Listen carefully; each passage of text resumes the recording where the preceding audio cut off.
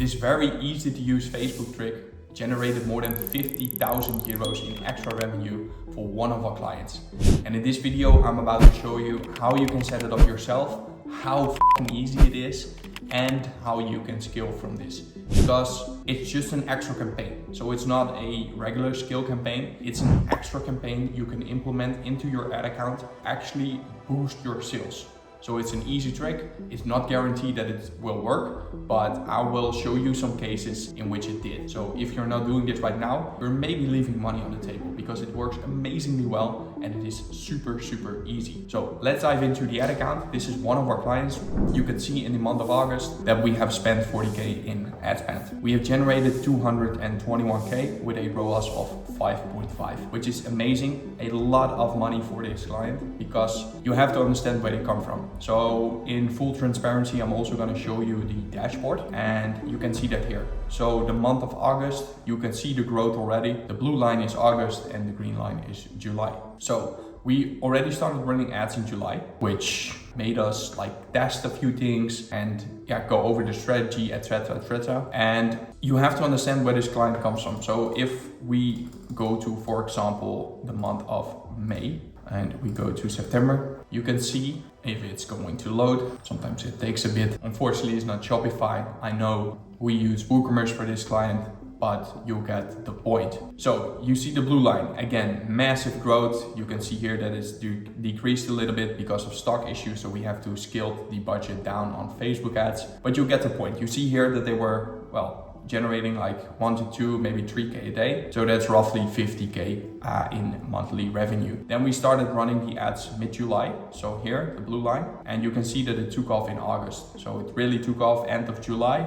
End of July, and it really took off in August. And you have to understand that they were already running ads. So the media buyer told this client, the owner of this store, that they have kept the Dutch and Belgian market because we are focusing on the Dutch and the Belgian market here. But we looked at the ad account and we saw that was total bullshit. It was bullshit because they were running traffic campaigns, awareness campaigns that didn't generate any extra revenue. So we took over the account and you can see immediately how much potential there is in this brand. And if the owner didn't notice, if we didn't came through, so I'm not saying that we are the best agency out there, but if they hadn't found us, they were maybe left at 1 to 2K a day instead of getting to 17K a day. But you get the point. And we were able to do this because we have a solid Facebook structure and we implemented this very easy to use trick, which generated 50K in revenue. So the whole month of August was, I think, 300K in revenue for this client. Let me see, last month. You can see 300K in total revenue, and we have scaled Facebook ads to 221K. And one of the campaigns we used was this campaign. So it's actually not 50K, it's 44K, but you get the point. It's good for the thumbnail, blah, blah, blah. So what we first do is we have our testing campaign. Everybody knows a testing campaign. I'm not going to tell you about that. So we have our testing campaign, which is this campaign. I will show you this. So we test with interest. And I see you guys running to the comment section right now. Hey, you don't want to use interest anymore. You only want to use broad targeting. You can say that, but we make a lot of money using interest campaigns. So as long as Facebook offers the interest option, we use it because we make a lot of money on it. Of course, we use broad targeting as well. We use Advantage Plus targeting, and for 80% it is broad. But if we make good money from interest campaigns, why wouldn't you do that? So we use this testing campaign. So you can see that we have used interest here. And what we did is we focused on one product. So what we saw is that planning and organization were running very profitable. So you can see, let me focus on maximum and let me go to budget. You can see that the top two, I just selected, had spent the most amount of money and made the most amount of revenue with the highest ROAS. So of course, what we do is we scale the budget in this specific ad set with 20% every 24 or 48 hours. Everybody does that. That's not the simple trick I'm talking about, but everybody leaves there. Why? Because there's definitely something in here. if it's the interest, if it's the creative, and you want to elaborate on that. So what we do is we make a separate campaign and we are targeting the exact same interest 5 times over again. So let me dive into that campaign. So we analyze the data, we see that a interest targeting option is working really great. What we do is we duplicate it, we put it in a CBO scale campaign, and we duplicate the ad set 5 times. And that's also what we did here. So if I go back to last month, August, we'll filter this on amount spent. You can see that we have did this here. So in full transparency, I'm going to show you the whole ad account. You can see that we have the exact same ad set 5 times over again in this campaign. And we use a CBO budget here. And you can see that we have spent 9.2K in ad spend, generated almost 800 purchases, and generated 44K in revenue with just this one campaign. And you can see that the total amount we generated in this month was 220K. So it's roughly like 20, maybe a little bit less percent of the total revenue.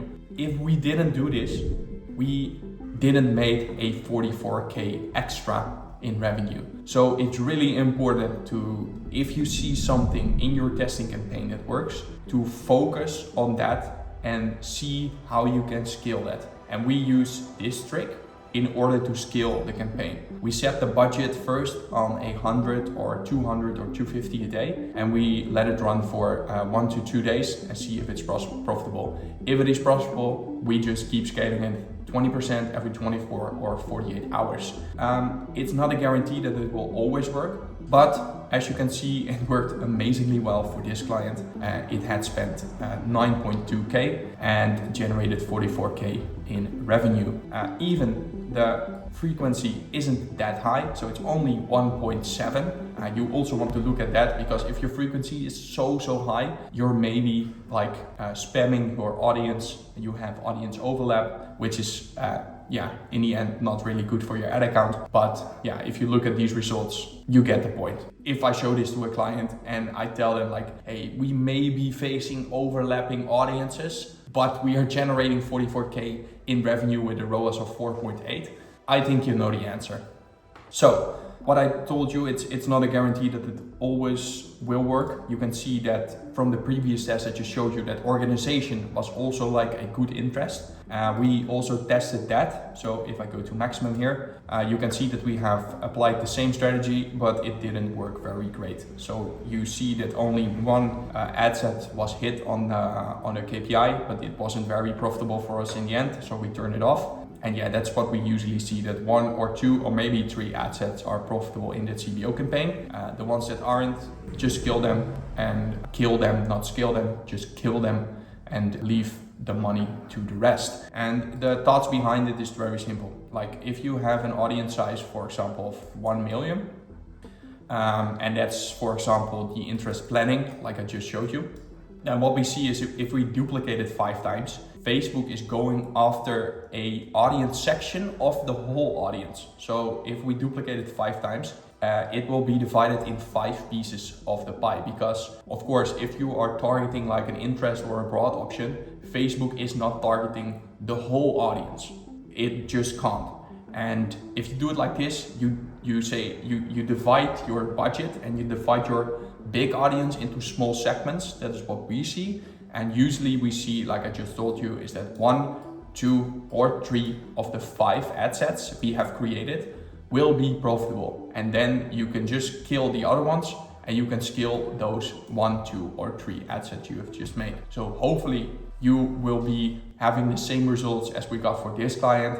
It's very easy to use. It's very easy to implement. So if you're not doing this right now, I would advise you to just test it with a very small budget.